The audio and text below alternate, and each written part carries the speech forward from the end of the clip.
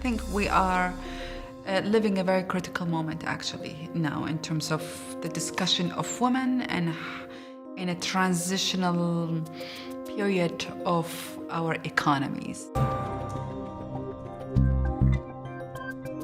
I don't think I've seen any time in my decades-long involvement in public affairs where the focus on women's issues was greater. The key, I think, is getting people to understand the opportunity. Not all the myriad of issues and problems, but the opportunity to the economic empowerment of women. If there were ever any other group that was this large and this untapped, everybody would be focusing on this. In the last 20 years or so, women and girls have reached much higher education levels than they had before. Yet, there's been very little progress in terms of access to the economy, to economic empowerment for women. The Economist has done the world a great favor by creating the Economic Opportunity Index, and it's putting a spotlight on the distorted relations between males and females and their participation in the economy. It takes more than just, pure data. It takes work on the ground to really make the case. But one cannot exist without another. So we need data to make our case. I think the Women's Economic Opportunity Index is actually one of the most comprehensive tools out there because it really looks at, across 26 different indicators, 5 different critical areas, how a country is doing in terms of their economic growth and ultimately their competitiveness in a global marketplace. And it presents to countries a very clear message that they will not be competitive in this next decade if they don't invest in women.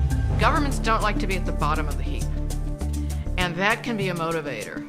And sometimes they find themselves at the bottom of the heap when they thought they'd be at the top of the heap. What The Economist has done is they've squarely put this issue on the table. They've said, women, economic opportunity, what do we know? And they've left enough space for what don't we know. A year ago, we brought together the business community, the NGO sector, government, international institutions to develop and build the Pietra Coalition to advance women in the world.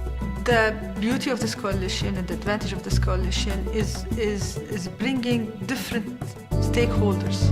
It's so easy for each of us in our own silos to forget about the other folks that are out there that are working at the issue and coming at it from different angles. We're all committed, we all have the same goal, but we all each have a different toolkit at our disposal, and let's use it.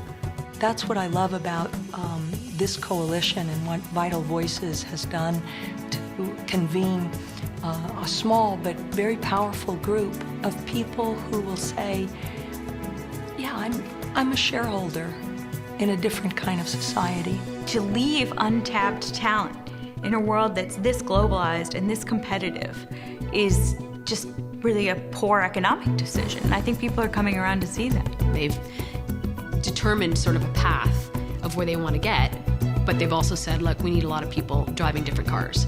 And what is your piece of that? What is your contribution to that?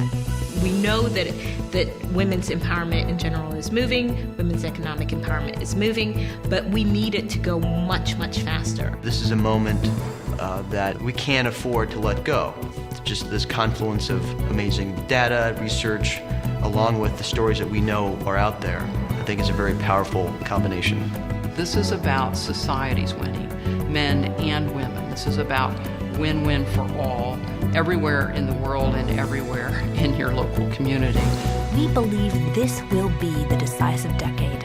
We have more partners, more believers, and more data than ever before. Now is the time.